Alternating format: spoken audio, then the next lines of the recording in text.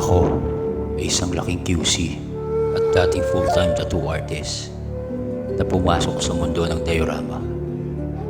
Nang ako ay bumisita sa probinsya, ako ay nabighani sa ganda at simpleng pamumuhay.